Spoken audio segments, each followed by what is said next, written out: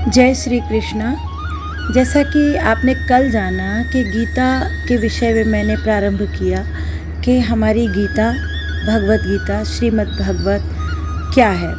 जैसे कि गीता का पूरा नाम श्रीमद् भागवत गीता है और हमने इनके अध्यायों के नाम जाने कि कुल 18 अध्याय और 700 इसमें श्लोक हैं, ठीक है, जो कि जीवन के महत्वपूर्ण पहलुओं पर प्रकाश डालते हैं।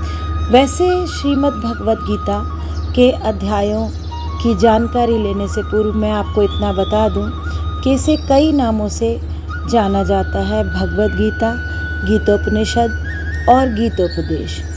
और सबसे महत्वपूर्ण बात, यह हिंदू धर्म का एक ऐसा पवित्र ग्रंथ है जो महाभारत के भीष्म पर्व का एक भाग है, जैसा कि मैंने आपको कल बताया।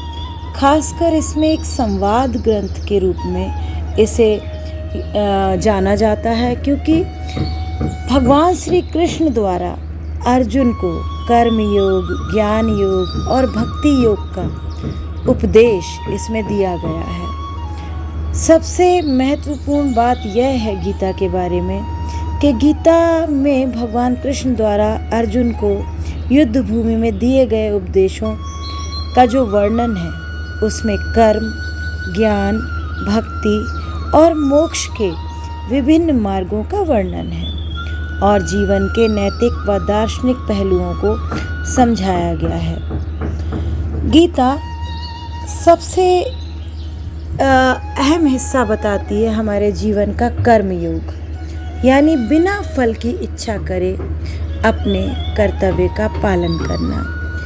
ज्ञान योग यानी कि अपने अंदर के सत्य को जानने का मार्ग। भक्ति योग यानी कि भगवान की भक्ति और प्रेम से जीवन जीने का मार्ग हमें मिलता है। मोक्ष तो आप सभी जानते हैं, मुक्ति जिसे हम कहते हैं। तो मोक्ष की प्राप्ति के लिए विभिन्न मार्ग बताती है गीता, जैसे कि ज्ञान, कर्म और भक्ति। आत्मा, परमात्मा और ब्रह्मांड के बारे में गहराई से इस महाग्रंथ में बताया गया है और धर्म के विभिन्न पहलुओं पर चर्चा की गई है। सत्य का पालन, न्याय का पालन और अहिंसा का पालन। और अंत में इन समस्त अध्यायों का जो संदेश है, जो इस ग्रंथ को अर्जुन और कृष्ण के मध्य एक संवाद के रूप में समस्त सृष्टि के समक्ष रखा गया है, उसका जो उद्देश्य है, उसका जो सार है, व्यक्ति को जीवन में सही मार्ग चुनने में मदद करती है यह गीता।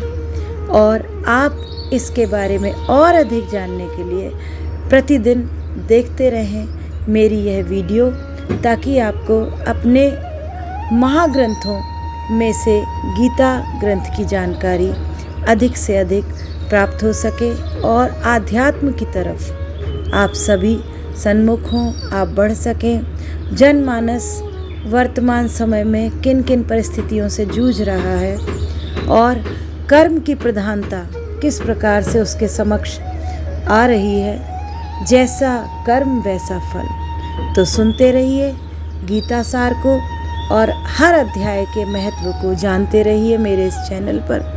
धन्यवाद। जय श्री कृष्ण।